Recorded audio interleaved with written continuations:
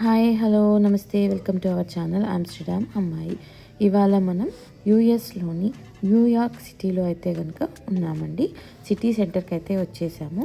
ఇక్కడ main New York city అనగానే మనకి కొన్ని అట్రాక్షన్స్ అయితే గుర్తొస్తాయి. వాటిలో కొన్ని అయితే Statue of Liberty, Time Square, Central Park, Empire State Building, Brooklyn Bridge, museums, ఇలా చాలా ఉంటాయన్నమాట. వాటిలో కొన్నిటినైతే ఇవాళ చూపించడానికి మీకు నేను ట్రై చేస్తాను. సో ఇప్పుడు మనం వీడియోలోకి వెళ్ళిపోయే ముందు please like, share and subscribe Amsterdam అమ్మాయి. ఇప్పుడు మెయిన్ వీడియోలోకి వస్తే, ఈ న్యూయార్క్ అనేది గ్లోబల్ సెంటర్ అండి. అన్నిటికీ కూడా ఇది గ్లోబల్ సెంటర్ అని చెప్తారు. మెయిన్గా finance, media, art, fashion, culture, education, tourism, ఇట్లా అన్నింటికీ కూడా ఇది గ్లోబల్ సెంటర్ అనమాట. న్యూయార్క్లో ఇంకొక విషయాన్ని అయితే కనుక నేను మీకు చెప్పడం మర్చిపోయానండి. అదేనండి twin towers. World trade centre అని ఉన్నాయి కదా, అవండి. వీటినైతే 1970s కన్స్ట్రక్ట్ చేశారు. అప్పట్లో ఇవి వరల్డ్లోనే ద టాలెస్ట్ బిల్డింగ్స్ అనమాట. వీటిని 2 టవర్స్గా అయితే కనుక కన్స్ట్రక్ట్ చేశారు. ఒకటి నార్త్ టవర్, ఇంకొకటి సౌత్ టవర్. ఒక్కొక్క టవర్లో 110 ఫ్లోర్స్ వరకు ఉండేవంట. 7th ఫ్లోర్లో వరల్డ్ ట్రేడ్ సెంటర్ని అయితే వాళ్ళు కండక్ట్ చేసి, అంటే వరల్డ్ ట్రేడ్ సెంటర్ ఉండేది. మిగతా ఫ్లోర్స్లో అంతా ఆఫీసెస్ అవి ఉండేవి. బట్ 2001 సెప్టెంబర్ 11 అండి, very sad day in the world. Terrorist attack on twin towers. 2 టెర్రరిస్టులు అటాక్ చేయటం వల్ల ట్విన్ టవర్స్ అనేవి కూలిపోయాయి అన్నమాట. ఇప్పుడు ఆ 2 టవర్స్ అని చెప్పాను కదా, వాటి ప్లేసెస్లో ఇప్పుడు ఆ టవర్స్కి గుర్తుగా మెమరీస్ లాగా కట్టి, వాటర్ ఫౌంటైన్స్ లాగా పెట్టి, అక్కడ చనిపోయిన వాళ్ళ నేమ్స్ అన్నీ కూడా అక్కడ మెమోరియల్ మీద రాశారు. అక్కడ చాలామంది ఇండియన్స్ కూడా ఉన్నారండి.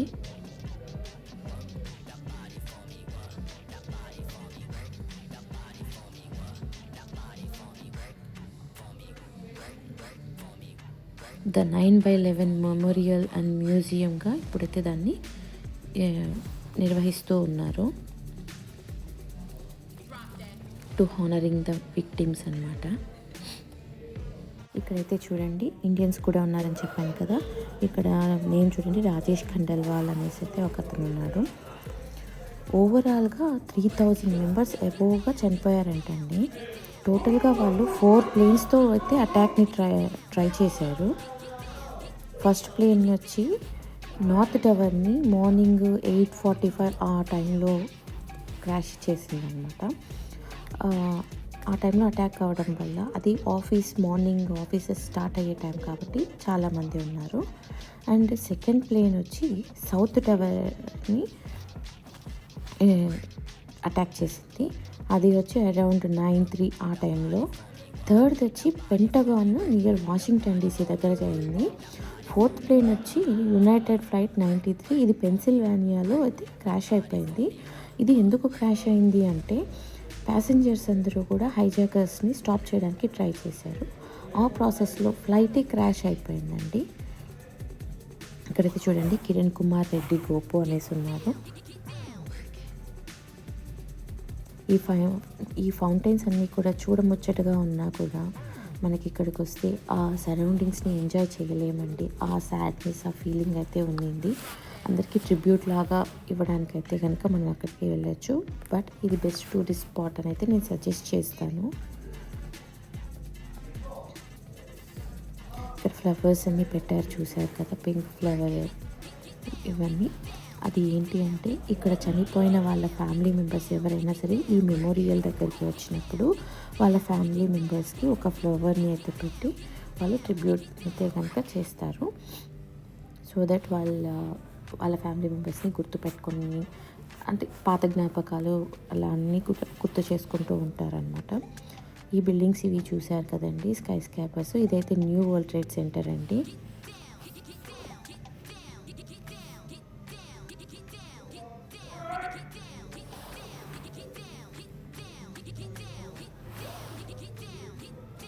ఇక్కడ బిల్డింగ్స్ అన్నీ కూడా ఆల్మోస్ట్ స్కై స్కాపర్స్ లాగే ఉన్నాయి. ఇవి ఎక్కడ ఆకాశాన్ని తాకుతాయా అనేలాగా అయితే ఉన్నాయి.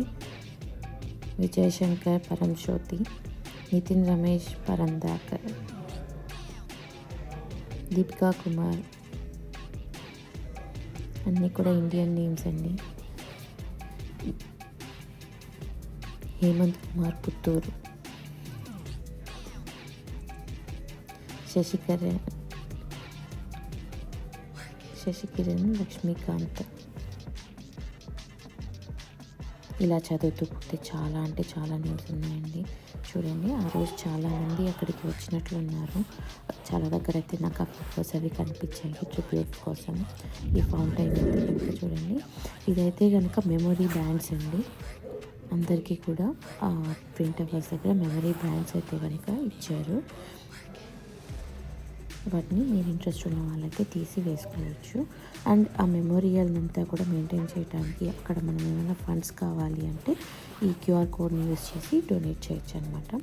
ఇది హిప్ హాప్ బస్ అనమాట. సిటీ టూర్ కోసము మనం టికెట్స్ పర్చేస్ చేసుకుంటే వాళ్ళు బస్సులోని సిటీ అంతా తిప్పి చూపిస్తూ ఉంటారు. ఇదైతే కనుక మాల్. ఈ షాపింగ్ మాల్ అయితే కనుక అవుట్ సైడ్ నుంచి చూడటానికి మనకు ఒక అస్థిపంజరం లాగా అయితే అనిపిస్తుంది. ఇది west field world trade centre mall అనమాట. దీన్ని 2016లో అయితే కన్స్ట్రక్ట్ చేశారు. దీనిలో మోర్ దాన్ 100 షాప్స్, రెస్టారెంట్స్ అన్నీ ఉన్నాయి. ఇది immediate next to the one world trade center freedom టవర్కి అయితే కనుక ఉంటుంది. ఇది one of the largest indoor shopping mall అనమాట ఇన్ మన్హాటన్లో.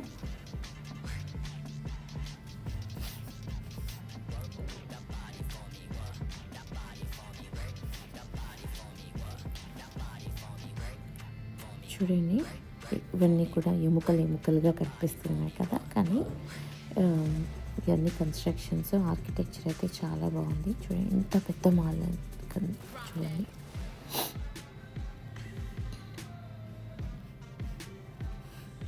నాకైతే ఇది ఒక చనిపోయిన జంతువు అస్థిపంజరం ఎక్కడైనా పడిపోయి ఉంటుంది కదండి, ఆ విధంగా అనిపించింది.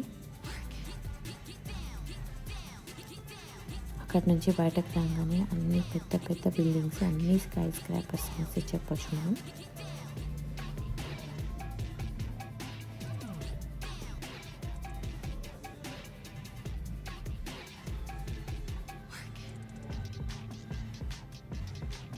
ఏవైనా సరే బిల్డింగ్ ఎంత హైట్ ఉందబ్బా అని తల పైకి చూస్తుంటే మెడ నొప్పి వచ్చేస్తుందండి. ఇలా మనం పైకి ఎంత పైకి ఎత్తినది కనిపించట్లేదు, ఎడ్జ్ అంత పెద్దగా అయితే ఉన్నాయి.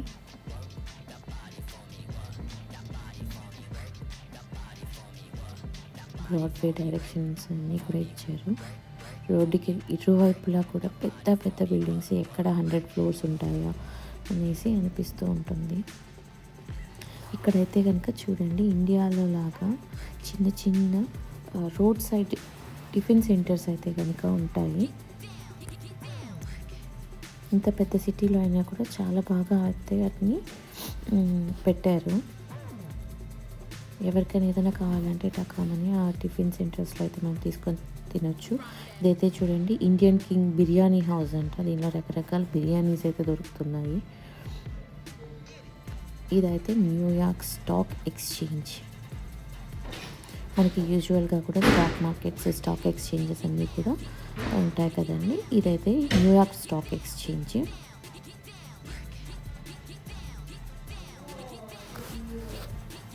దీన్ని NYSE అని అంటారండి. ఇది 1792 నుంచి ఉంది. 230 years ఓల్డ్ స్టాక్ ఎక్స్చేంజ్ అనమాట.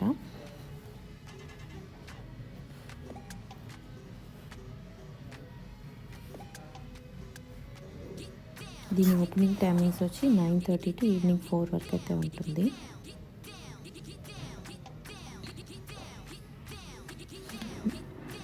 ఇక్కడ చూడండి, నేషనల్ స్టాక్ ఎక్స్చేంజ్ ఉన్న స్ట్రీట్లోనే మనకి ఇంకొక స్పెషల్ వన్ కూడా మనకి కనిపిస్తుంది. చూడండి, ఇదంతా కూడా ఇంటా అని చూస్తున్నారా, 40 అని ఉండేది అయితే ఈ స్ట్రీట్ నేమ్ అండి. ఇదైతే కనుక ట్రంప్ వాళ్ళ బిల్డింగ్, US ప్రెసిడెంట్ ట్రంప్కి సంబంధించిన బిల్డింగ్స్ అండి ఇవన్నీ. నాకు తెలిసి పెద్ద హోటల్ లాగా అయితే ఉంది చూడటానికి. మేమైతే లోపలికి అయితే వెళ్ళలేదండి, బయట నుంచే చూసాము. బిల్డింగ్ అయితే ఇది కూడా స్కై స్కాపర్ లాగే చాలా పెద్దగా అయితే ఉంది.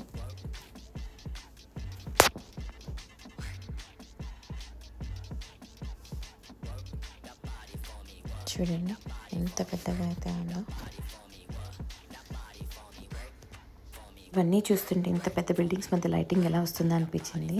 అలాగే ఇక్కడ స్ట్రీట్స్లో పాముల్ని తెచ్చి అందరి మీద పెట్టి ఫొటోస్ వీడియోస్ అయితే తీస్తున్నారండి. ఆ స్నేక్ ఏమనకుండా ట్రైనింగ్ అయితే ఇచ్చారు. ఒకసారి ఒకరు వేసుకోవటానికి $10 అయితే తీసుకుంటున్నారు, అంటే అరౌండ్ 850 రూపీస్ అనమాట. మా పిల్లలు కూడా ధైర్యంగా అయితే వేసుకున్నారు. అది చూడండి, మొహాలు ఇలా తిప్పుతూ ఉన్నా కూడా సరే వాళ్ళు ఏం భయపడకుండా సరదాగా నవ్వుతున్నారు. నాకైతే గుండెలు జారిపోయినంత భయం అయితే వేసింది. బట్ వాళ్ళైతే చెప్పారు ఏం కాదు, ఏం అవ్వదు అని. ఇక్కడ చూస్తున్నారు కదా బుల్, ఇదైతే కనుక ఛార్జింగ్ బుల్ అంటారనమాట. ఇది వాల్ స్ట్రీట్ న్యూయార్క్లో ఉంటుంది.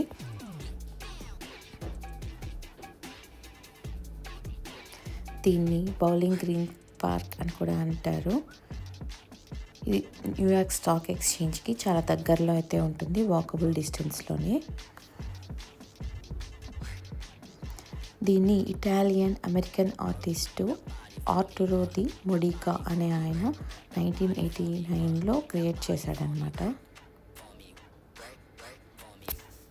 బుల్ గురించి చెప్పాలి అంటే దీన్ని తయారు చేసిన ఆర్టిస్ట్ ఒకరోజు నైట్ సీక్రెట్గా న్యూయార్క్ స్టాక్ ఎక్స్చేంజ్ ముందర న్యూయార్క్ పీపుల్కి గిఫ్ట్గా దీన్ని అయితే కనుక ప్లేస్ చేసేసి వెళ్ళిపోయాడనమాట. ఎందుకు అనే విషయానికి వస్తే అప్పట్లో న్యూయార్క్ స్టాక్ ఎక్స్చేంజ్ మార్కెట్ అనేది చాలా డిఫికల్ట్గా ఉండేది. సో పీపుల్కి అందరికీ చియర్గా ఉంటుంది అని దాన్ని అయితే ప్లేస్ చేశారు. దీని వెయిట్ అరౌండ్ 7,100 kgs అయితే ఉంటుంది, అంటే 7 tons అనమాట. ఇది మొత్తం కూడా బ్రాంజ్తోనే చేశారు. దీన్ని టచ్ చేసి వెళ్ళిన వాళ్ళకంతా కూడా లక్ వస్తుంది అనేసి ఫీల్. దీన్ని స్ట్రెంగ్త్, కరేజ్, హోప్ అన్నిటికీ కూడా సింబల్గా అయితే వాళ్ళు భావిస్తారనమాట. అంటే స్టాక్ మార్కెట్లో బుల్ అంటే కనుక అది ప్రైజెస్ అప్ వెళ్తున్నాయి అని, అంటే ప్రాఫిట్స్ వస్తున్నాయి అనేసి అర్థం కదా. సో దీన్ని టచ్ చేసిన వాళ్ళకి గుడ్ లక్ అనేసి కూడా దీన్ని వాళ్ళు నమ్ముతారు. సో అందరూ ఇక్కడికి వచ్చి క్యూలో ఉండి టచ్ చేసి ఫొటోస్ అవి తీసుకుని వెళ్తూ ఉంటారు. ఇది one of the most popular tourist attraction అనమాట న్యూయార్క్ సిటీలో. చూడండి, మా పిల్లలైతే ఆ పాము దగ్గర నుంచి రావటం లేదు, ఒకరి తర్వాత ఒకరు ఆడుతూనే ఉన్నారు. దాన్ని ఇలా పట్టుకోవాలి, అలా పట్టుకొని అనేసి అయితే దాన్ని అయితే నలిపి పెట్టేస్తున్నారు. ఎందుకురా నాన్న రిస్క్ అంటే, అమ్మ మెత్తగా చాలా బాగుంది, కాకపోతే చాలా బరువుగా ఉంది అని అయితే చెప్తున్నారండి. వాళ్ళకి అది సరదాగా ఉంది, మన భయాలైతే మనకు ఉంటాయి కదండి. మీరైతే ఇలాంటి యానిమల్స్తో ఎప్పుడైనా ఆడుకున్నారా అనేది అయితే కనుక కమెంట్ సెక్షన్లో కమెంట్ చేయండి. చూడండి, బుల్ దగ్గరికి వెళ్ళి ఫొటోస్ తీసుకోవడానికి, దాన్ని టచ్ చేయడానికి ఎంత పెద్ద క్యూ అయితే ఉందో. మీన్ వైల్ పిల్లలు సరదాగా ఇక్కడ ఆడుకుంటూ ఉన్నారు.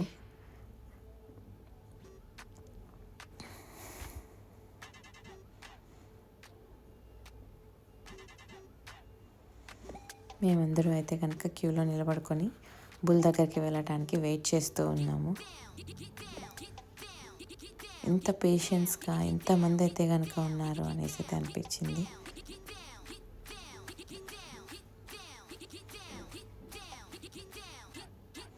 మేము కూడా బుల్ దగ్గరికి వెళ్ళి ఫొటోస్ అవి తీసుకొని కాసేపు టైం స్పెండ్ చేసేసి తర్వాత అక్కడి నుంచి అయితే వెళ్ళిపోయాము.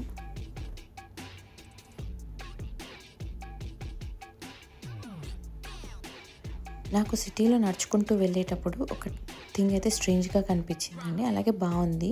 వాళ్ళ హిస్టరీని అంతా కూడా నేమ్స్ రూపంలో స్ట్రీట్స్లో అయితే కనుక ఇలా ప్రింట్ చేశారు. చూడండి, ఏ ఇయర్లో ఏం జరిగింది అని అయితే ఇచ్చారు. మనకి సర్వేపల్లి రాధాకృష్ణన్ ప్రెసిడెంట్ కూడా 1963 జూన్ 10 అయితే అక్కడికి వెళ్ళారంట. అలా చూస్తూ చూస్తూ మేము ఒక పార్క్ అయితే వెళ్ళాము. పార్క్ చూడండి ఎంత బాగుందో, దారిలోనే ఉంది. సో పార్క్లోకి వెళ్ళి కాసేపు రిలాక్స్ అయ్యేసి కొంచెం ఫుడ్, స్నాక్స్ అవన్నీ తినేసి రెస్ట్ తీసుకున్నాము.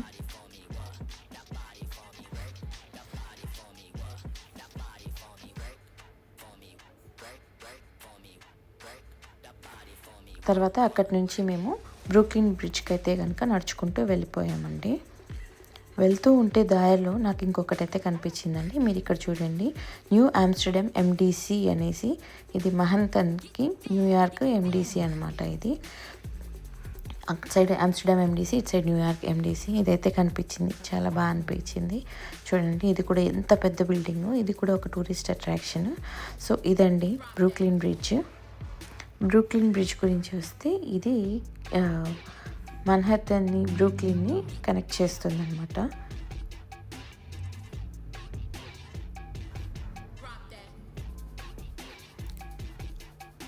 ఇది ఈస్ట్ రివర్ పైన అయితే కన్స్ట్రక్ట్ చేశారు. 1883 మే 24 అయితే ఇది ఓపెన్ అయిందనమాట. అంటే మోర్ దాన్ 140 years అయింది ఇది. దీని డిస్టెన్స్ అయితే 1.8 kilometers అయితే ఉంటుంది. ఇది the first ever steel wire suspension bridge అనమాట.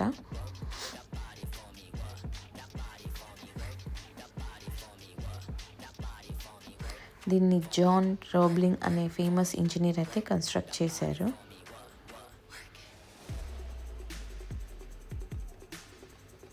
ఆయన వెళ్ళిపోయిన తర్వాత ఆయన కొడుకు అయిన వాషింగ్టన్ రాబ్లింగ్ అండ్ వాళ్ళ డాటర్ ఇన్లా ఇమ్లీ ఇద్దరు కలిసి ఈ బ్రిడ్జ్ని అయితే కనుక కంప్లీట్ చేశారు. ఇది కన్స్ట్రక్ట్ చేయడానికి కంప్లీట్గా 14 years అయితే కనుక టైం పట్టిందంట. ఇది ఓపెన్ అయినప్పుడు this is the longest bridge in the world, symbol of modern engineering అనమాట. దీని మీద కార్స్, బైక్స్ అన్నీ కూడా వెళ్తుంటాయి. అరౌండ్ 1,50,000 పీపుల్ ఈ బ్రిడ్జ్ మీద అయితే వెళ్తారంట. సో ఇదండి ఇవాల్టి మా వీడియో. మీకు నచ్చినట్లయితే please like, share and subscribe Amsterdam అమ్మాయి. Thanks for watching. Bye bye.